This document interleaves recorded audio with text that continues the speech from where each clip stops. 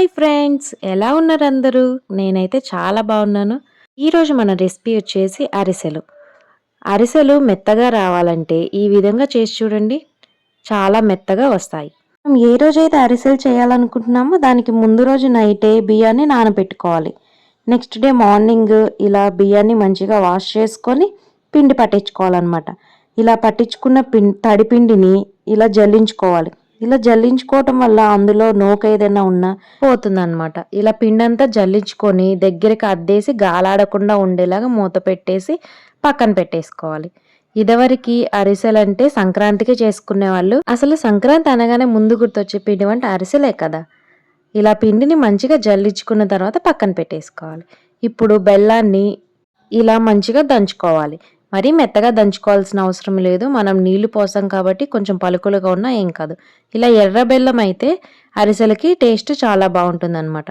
ఇలా బెల్లాన్ని మెత్తగా దంచేసుకొని మనం ఎందులో అయితే పాకం పట్టాలనుకుంటున్నామో ఆ గిన్నెలో బెల్లం మొత్తం వేసేసుకోవాలి.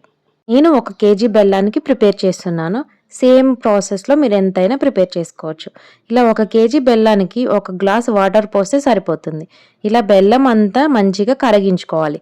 బెల్లం కరిగిన తర్వాత మనం ఒకసారి వడకట్టుకోవాలి. అలా వడకట్టుకోవటం వల్ల అందులో ఉన్న నలకలు లేకపోతే ఏదైనా పీచు లాంటివి ఉంటాయి కాబట్టి బెల్లంలో అవి పోతాయి అన్నమాట. ఇలా ఒకసారి వడకట్టుకున్న తర్వాత మళ్ళీ అదే తెపాలని మంచిగా కడిగి అందులోనే వేసుకొని పాకం ఉడికించుకోవాలి. బెల్లాన్ని ఇలా మంచిగా తిప్పుతూ ఉడికించుకోవాలన్నమాట. ఎంతైనా కట్టెల పొయ్యి మీద చేసుకుంటే ఆ అరిసెలకి టేస్టే వేరు. గ్యాస్ పొయ్యి మీద చేసిన దానికి కట్టెల పొయ్యి మీద చేసిన దానికి అరిసెల టేస్ట్ కూడా డిఫరెంట్ వస్తుందన్నమాట. ఇప్పుడు పాకం వచ్చిందో లేదో చెక్ చేసుకుందాం. ఇలా బెల్లం పాకాన్ని అందులో వేసుకొని చేత్తో మనం ఇలా మంచిగా అనుకుంటే ఇలా ఉండకట్టాలన్నమాట. ఉండ అనేది జారుగా ఉండకూడదు, గట్టిగా ఉండాలి. ఇలా మంచిగా ఉండకడితే పాకం వచ్చేసినట్టే. ఇలా పాకం మనకు వచ్చేసింది. ఈ విధంగా ఉంటుందన్నమాట. ఇలా వచ్చిన తర్వాత మనం తెపాలను దించుకొని అందులో కొంచెం నెయ్యి యాడ్ చేసుకోవాలి. నేను నెయ్యి యాడ్ చేసుకుని క్లిప్ మిస్ అయింది. మీరు అందులో నెయ్యి యాడ్ చేసుకోండి. నెయ్యి యాడ్ చేసుకున్న తర్వాత ఇందులో మనం పిండిని పోస్తూ తిప్పుతూ ఉండాలి. మనం తొందరగా తిప్పేసుకోవాలి, లేకపోతే పాకం అనేది గట్టి పడిపోతుంది అనమాట. పిండి పోసి త్వరగా ఇలా తిప్పుతూ ఉండాలి. సైడ్స్ కూడా మంచిగా అడ్జస్ట్ చేసుకుంటూ పిండి మొత్తాన్ని మంచిగా కలుపుకోవాలి. ఈ విధంగా కలుపుకున్న తర్వాత మనం చెక్ చేసుకోవాలి. పిండి ఎలా ఉండాలంటే మనం కలుపుకున్న తర్వాత గరిటెకి జారకుండా గట్టిగా పట్టేసి ఉండాలన్నమాట. అలా వచ్చేంత వరకు పిండి కలుపుకోవాలి. 1 కేజీ బెల్లానికి సుమారుగా కేజీన్నర వరకు పడుతుంది పిండి. కొన్ని బెల్లాలకైతే అంతకన్నా ఎక్కువే పడుతుంది, కొన్నిటికి తక్కువే పడుతుంది. బెల్లాన్ని పట్టి కూడా పిండి పడుతుంది అనమాట. మనం కలుపుకునేటప్పుడు చూసుకొని కలుపుకోవాలి. పిండి అనేది ఇలా గరిట మనం మొత్తం కలిపిన తర్వాత లేపితే అలా జారకుండా ఉండాలన్నమాట. ఈ విధంగా వచ్చేంత వరకు మనం పిండి కలుపుకుంటూ ఉండాలి. ఇలా కలుపుకున్న పిండిని తీసి పక్కన పెట్టేసుకోవాలి. అది గాలాడకుండా మూతతో పెట్టేసి దాంట్లో కొంచెం కొంచెంగా తీసుకుంటూ ప్రిపేర్ చేసుకోవాలన్నమాట. ఇప్పుడు ఒక కవర్ తీసుకొని దానికి మంచిగా నెయ్యి అప్లై చేసుకొని దాని మీద పిండి ముద్దని రౌండ్గా చేసుకొని అలా రౌండ్గా చేసుకోవాలి అరిసెల్లాగా. చేత్తోనే చేసుకుంటే మంచిగా వస్తుంది అనమాట. ఇలా చేసుకున్న తర్వాత పక్కన పెట్టేసుకోవాలి. ఇలా ఈవెన్గా మరీ మందంగా కాకుండా మరీ పల్చగా కాకుండా ప్రిపేర్ చేసుకొని పక్కన పెట్టుకోవాలి. ఇలా ప్రిపేర్ చేసుకున్న వాటిని వేడి వేడి నూనెలో వేసుకోవాలన్నమాట.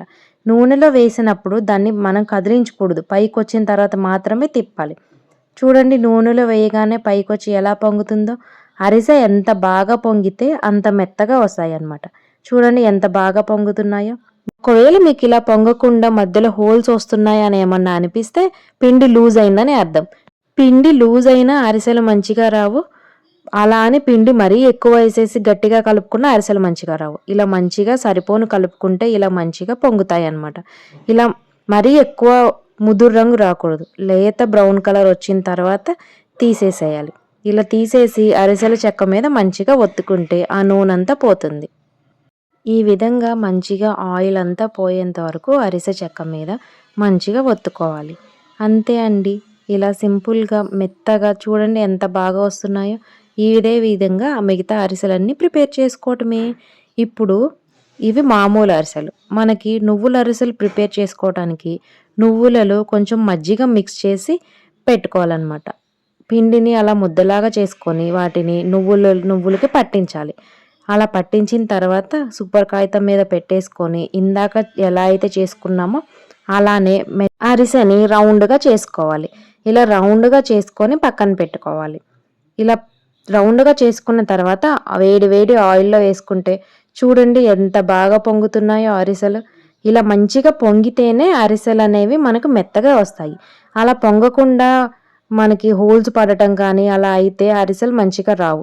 ఇలా మెత్తగా మంచిగా పొంగుతుంటే మెత్తగా వస్తాయి అన్నమాట.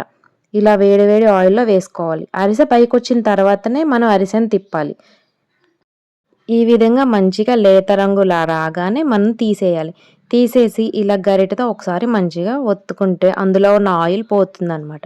అలాగే ఇలా కూడా దీని మీద కూడా పెట్టేస్తే మిగతా ఆయిల్ మొత్తం పోతుంది.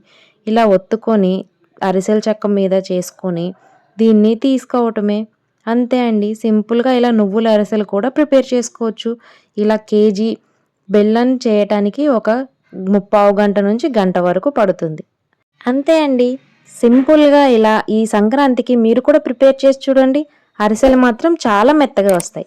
రెసిపీ నచ్చితే లైక్ చేయండి. అలాగే ఇలాంటి మరిన్ని రెసిపీస్ కోసం మన ఛానల్‌ను సబ్స్క్రైబ్ చేయండి. Thanks for watching.